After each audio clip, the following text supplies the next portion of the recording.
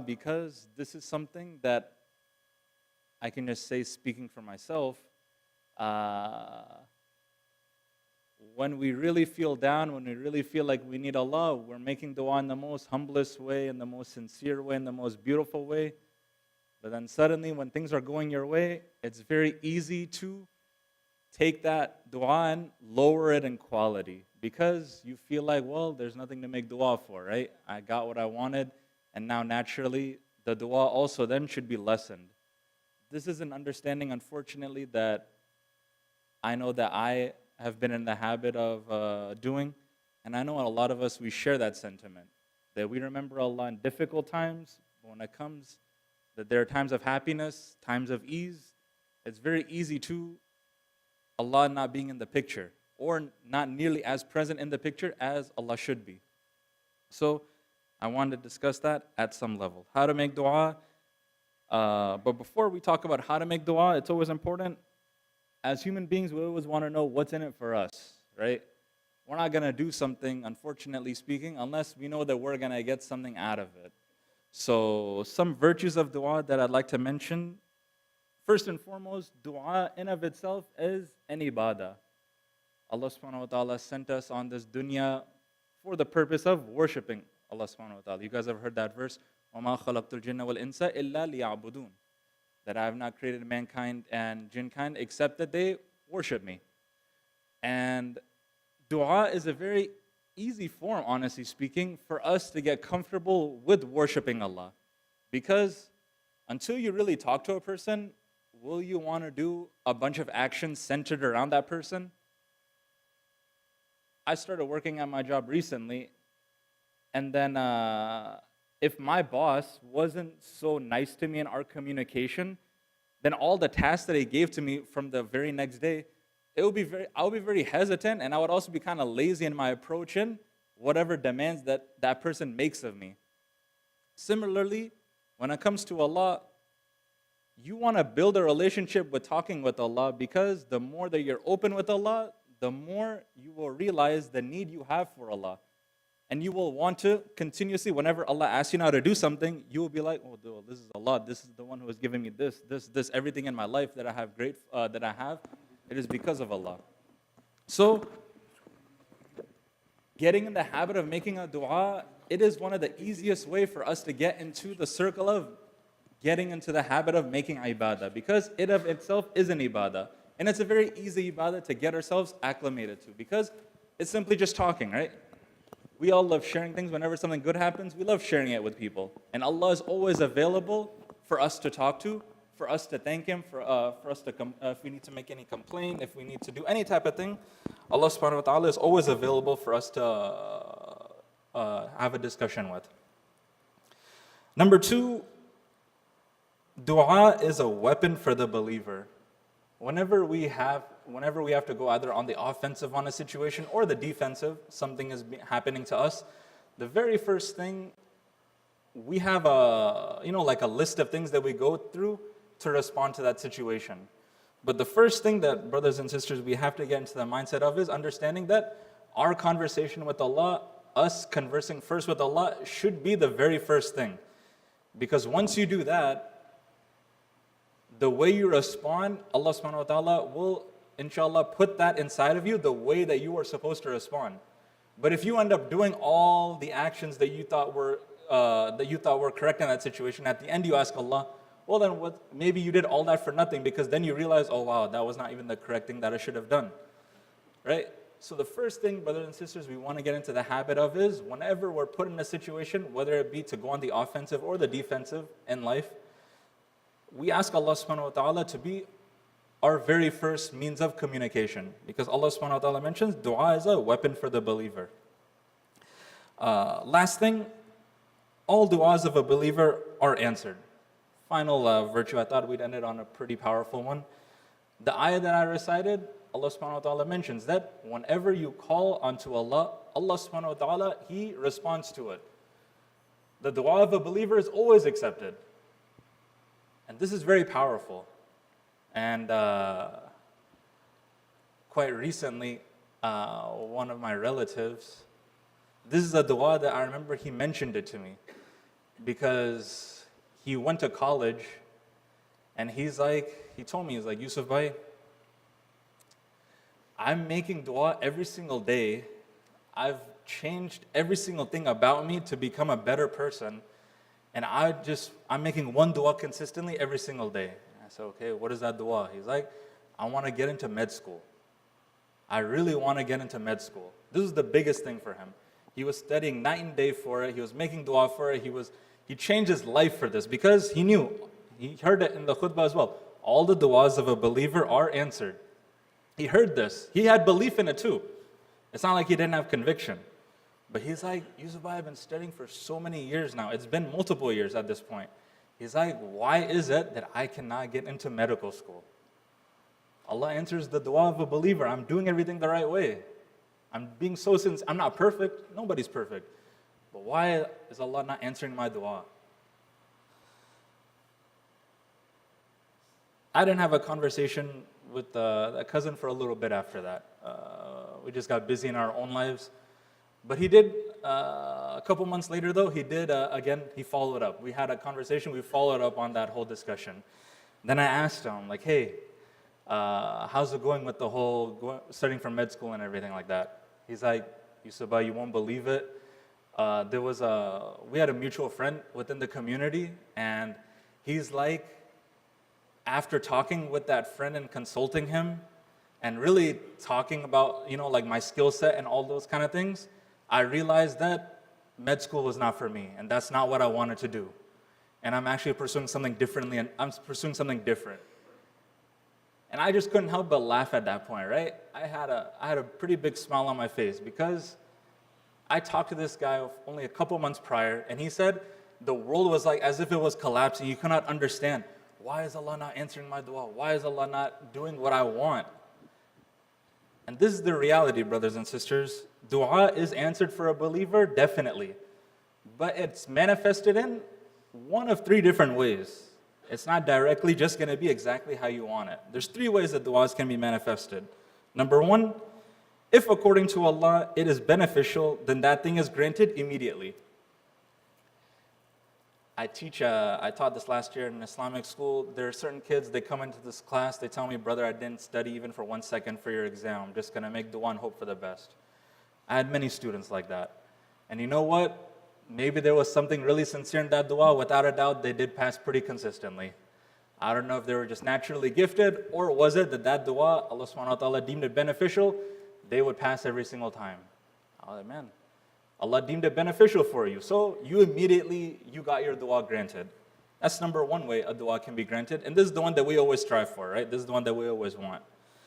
Number two, if immediately granting the desired thing, there's no benefit, then Allah delays it for an appropriate time.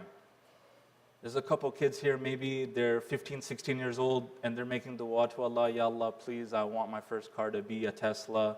I don't want it to be a used Honda Civic from 2000 with 300,000 miles on it. Please, Ya Allah, I don't want this for myself. You know what? As much as I'm sure maybe you want to, or maybe your parents want to give you that nice car that you always dreamed of, it's much better for you to appreciate a beat-up car and go through those struggle moments where you have to have all those repairs and learning how to really work a car, and then later on earning that car that you always dreamed of. It'll always be much sweeter for you. So maybe Allah is going to be getting you that sweet car that you always dreamed of, but it's delayed. So you can better appreciate it when you actually get it. So when you get it, you don't abuse it. And inshallah, it has a long lifespan. So you don't have to waste money and constantly buying a car again and again every few years. That's number two. It gets delayed. Number three, a better deed or a substitute is given in this world or the hereafter in place of the desired thing. My cousin wanted to go to medical school more than anything. That's what he dreamed of. That's what he wanted.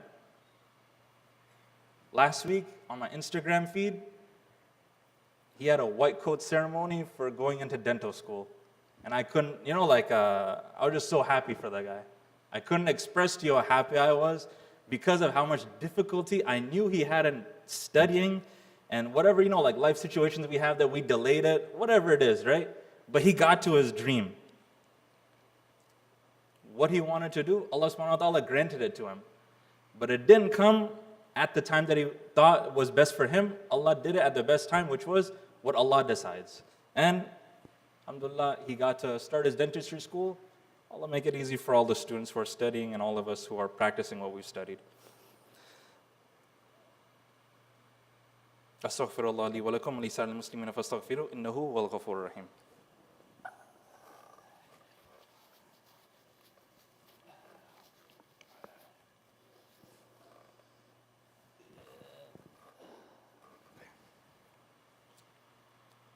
Alhamdulillah wahda wa salatu wa salam ala man la nabiyya ba'da wa ala alihi wa sahbihi ajma'in wa antabihum bi ihsan ila yawm ad-din wa ba'd.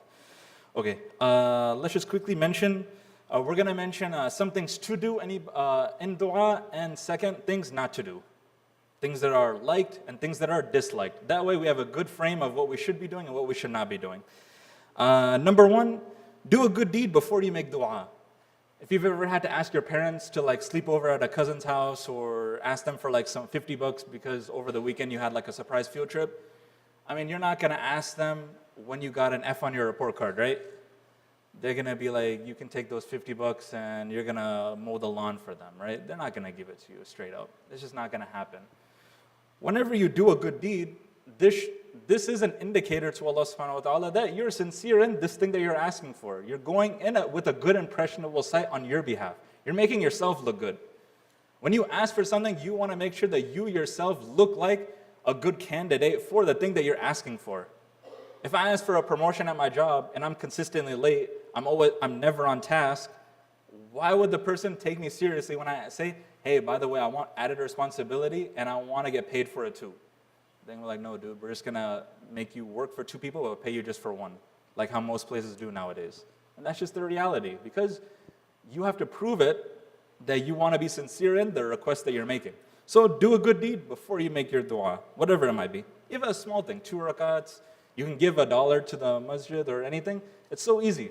Just do whatever it is in your capability, something small, doesn't have to be great, and then make a dua afterwards. Number 2, be in the state of wudu, ritual purity, because wudu, it not only cleanses the inside, the physical body, but also the internal body. As you make wudu, the sins from that spot, it's like they're dropping off. You might have, when you're making wudu, and then the water is falling from your hands, all those sins that you committed with the hands, when you wash your face, all the things that you might have seen, when you wash your feet, all the things that you walked to or you ran to that were on the not good scale, all those things are slowly washing away when you make wudu. And of course, that's when you're going to feel the best of asking somebody, right? When you know your slate is clean from your side, you will feel like, okay, now I earned it. Allah subhanahu wa ta'ala now will answer my dua because I came in a purified state, not only physically, but also internally. Number 3, sit in the position of tashahhud. Sitting in the position of tashahhud, sitting in a humble manner.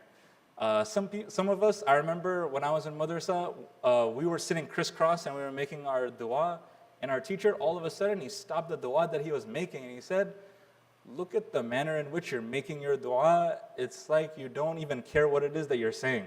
It's so lazy the way that you're doing it. Is he saying that your dua will not be accepted when you say it like that? No. But it just looks so awkward, right? When somebody comes of reverence or respect, and then you're just like, for example, just on your phone, or if you're just not paying attention, it looks like you don't have respect for the thing that it is that's in front of you. If you're asking Allah for something, if you're begging Allah for something, the least we can do is put a little bit of sacrifice, put some strain on the knees a little bit. Yeah, it's going to hurt, but it's so sweet that when after you make the dua, that you feel like, yeah, I did my part though, right? It feels good. So sit in the position of tashahhud. Don't sit in a lackadaisical manner. Sit in a way that is respectful. Last thing, things not to do while making dua.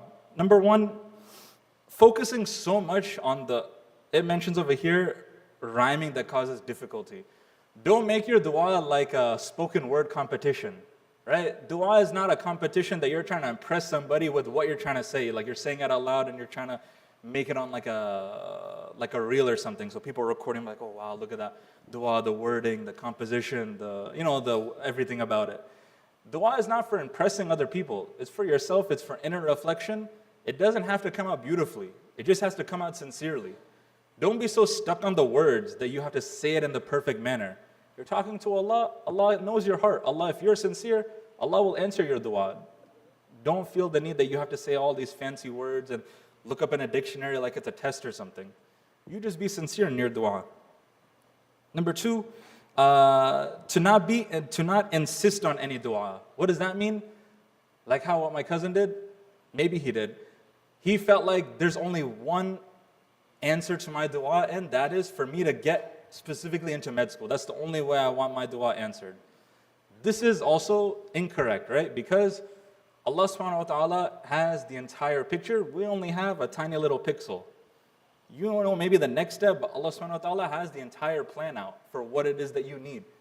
So don't be so insistent on what it is that you have, and you're just going to break down if it doesn't go specifically the way that you want. You ask Allah always, Ya Allah, whatever is good for me, make that easy for me. Ya Allah, whatever is bad for me, make that difficulty far away from me. And Allah subhanahu wa ta'ala will grant it in the way that is best for you. And you will see it. It will culminate in the best and most beautiful of ways. Last thing, and then one other way of opening the dua, we'll just quickly mention that. It's a 5-step basic process of making a dua. Number one, when you begin your dua, you should begin with praise of Allah and praise of the Prophet sallallahu alaihi wasallam. Reciting Surah Al-Fatiha, making durood, that's a common way that you can do both of those things. Number two, invoke Allah by His names. If you're asking for sustenance, call Allah, Ya Razak, right? Interacting with Allah subhanahu wa ta'ala's attributes. That's a healthy way of showing that you are interested in the way that you're asking Allah. Because you did your part in calling upon Allah in the most appropriate manner. Number three, that's when you ask for what you need. Whatever it might be, whatever difficulties it might be, whatever blessings that you want, ask for that at that time. Number four, make dua for other people as well. The hadith that I mentioned in the beginning, it's the fastest dua that is accepted is the dua one absent person makes for another absent person. Because there's sincerity in that. If somebody asks me for dua, and if I remember you after I leave from this masjid, I must really care about you sincerely in my heart. Because I'm remembering you even though I have no reason to. So make dua for other people as well. It will increase the likelihood of that entire dua being accepted. And the final way to conclude your dua, conclude it with Ameen. So these are the quick 5-step process for making dua. We ask Allah subhanahu wa ta'ala to allow us to become sincere in our duas.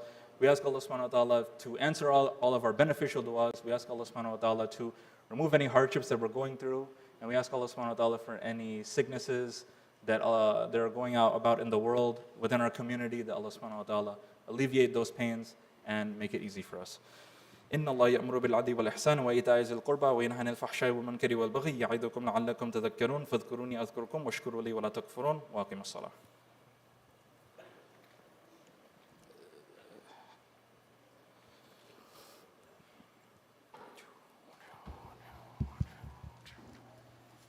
الله أكبر الله أكبر الله أكبر الله أكبر أشهد أن لا إله إلا الله أشهد أن لا إله إلا الله أشهد أن محمدا رسول الله أشهد أن محمدا رسول الله حي على الصلاة حي على الصلاة حي على الفلاح حي على الفلاح قد قامت الصلاة قد قامت الصلاة الله أكبر لا إله إلا الله.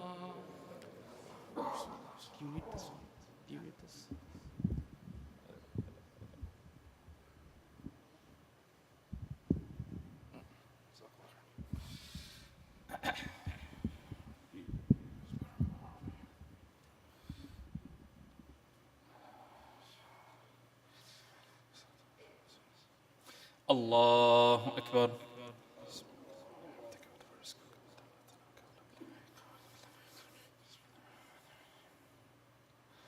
الحمد لله رب العالمين الرحمن الرحيم مالك يوم الدين إياك نعبد وإياك نستعين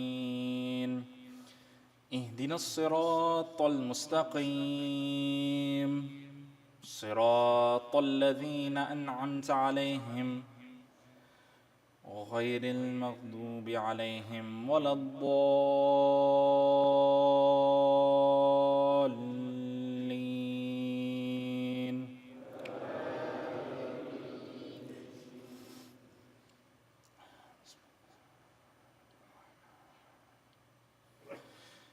والتين والزيتون وطور سينين وهذا البلد الأمين لقد خلقنا الإنسان في أحسن تقويم ثم رددناه أسفل سافلين إلا الذين آمنوا وعملوا الصالحات فلهم أجر غير ممنون فما يكذبك بعد بالدين أليس الله بأحكم الحاكمين.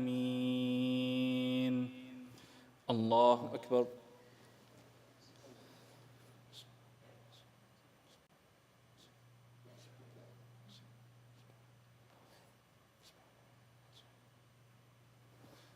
سمع الله لمن حمده.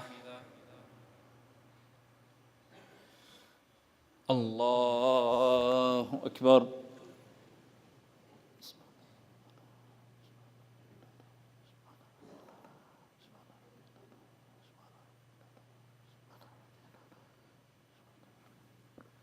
الله أكبر. الله أكبر.